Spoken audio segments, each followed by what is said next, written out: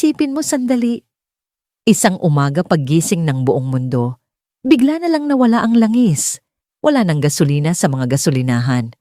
Wala ng diesel para sa mga truck, barko at eroplano. Tahimik ang mga kalsada dahil hindi na umaandar ang mga sasakyan. Mukhang parang eksena sa pelikula. Pero paano kung mangyari ito sa totoong buhay? Sa loob ng mahigit isang siglo, ang langis ang isa sa pinakaimportanteng yaman sa mundo. Halos lahat ng bansa ay umaasa dito. Ang mga kotse, bus, eroplano, barko, at kahit ang maraming pabrika ay gumagamit ng enerhiya mula sa langis. Kahit maraming bagay na ginagamit natin araw-araw tulad ng plastic, pintura, goma at ilang gamot ay may sangkap na galing sa langis. Kaya kung bigla itong mawala o tuluyang maubos, hindi lang simpleng problema ang mangyayari. Posibleng magbago ang takbo ng buong mundo. Unang mararamdaman ang epekto nito sa transportasyon. Sa kasalukuyan, bilyon-bilyong sasakyan sa buong mundo ang gumagamit ng gasolina at diesel. Kapag nawala ang langis, karamihan sa mga sasakyang ito ay hindi na aandar.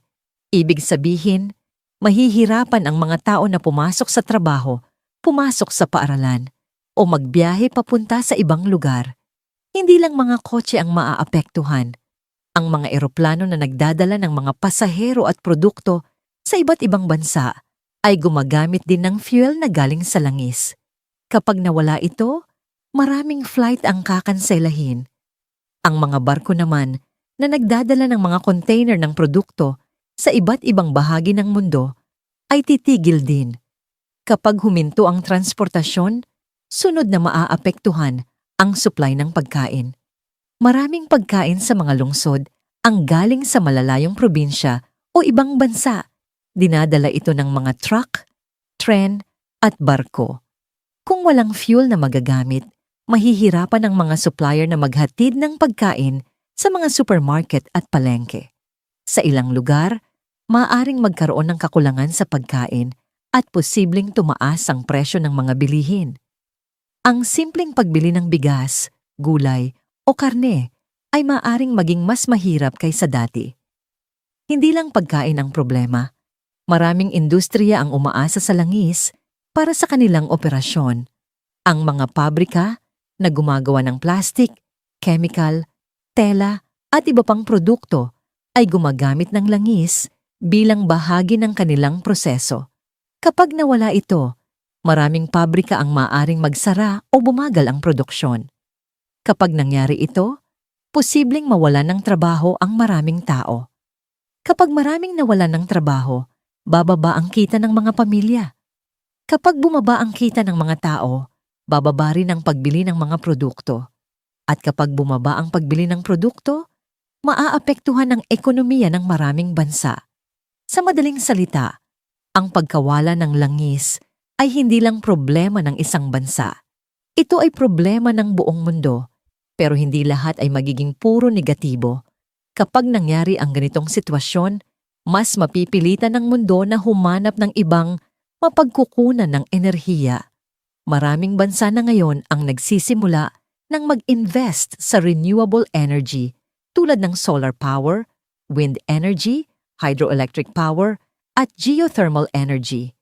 Ang mga electric vehicles o mga sasakyang gumagamit ng kuryente ay maaring mas maging popular.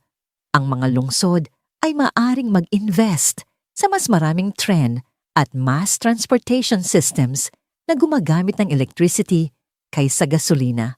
Sa ganitong paraan, maaring magkaroon ng malaking pagbabago sa teknolohiya at sa paraan ng paggamit ng enerhiya sa buong mundo. Kaya naman mahalaga ang langis sa kasalukuyang panahon. Dahil dito, maraming bansa ang nagiging sensitibo kapag may kaguluhan o digmaan sa mga lugar na may malaking supply ng langis tulad ng Middle East. Kapag may digmaan sa mga lugar na may oil fields o oil facilities, nag-aalala ang maraming bansa dahil maaring maapektuhan ang supply ng langis sa buong mundo.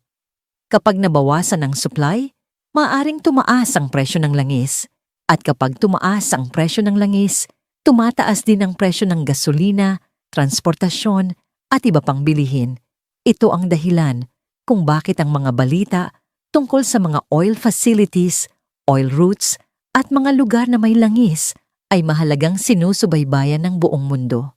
Sa ngayon, hindi pa naman nauubos ang langis sa mundo. Pero maraming eksperto ang nagsasabi na hindi ito walang hanggan. Darating ang panahon na maaaring kumonti ang supply nito. Kaya kailangan na rin maghanda ang mundo sa paggamit ng ibang uri ng enerhiya. Sa huli, ipinapakita nito kung gaano kahalaga ang enerhiya sa buhay ng tao. Ang simpleng bagay tulad ng gasolina sa sasakyan ay konektado pala sa ekonomiya, pagkain, transportasyon, at sa pang-araw-araw na buhay ng bilyon-bilyong tao. Kaya sa tuwing may balita tungkol sa mga lugar na may langis o mga digmaan malapit sa mga oil regions, hindi lang ito simpleng balita dahil ang epekto nito ay maaring maramdaman hindi lang sa isang bansa, kundi sa buong mundo. Sakaling dumating ang araw na talagang maubos ang langis, maaaring magbago ang paraan ng pamumuhay ng sangkatauhan. Posibleng mahirap sa simula, pero maaari rin itong maging simula ng isang bagong panahon kung saan mas gagamit ang mundo ng mas malinis at mas sustainable na enerhiya. Sa tanong na, ano ang mangyayari sa mundo kapag naubos ang langis? Ang sagot ay simple, pero napakalaki ng epekto. Hindi lang sasakyan ang titigil. Maaaring magbago ang buong sistema ng mundo. Thank you for watching.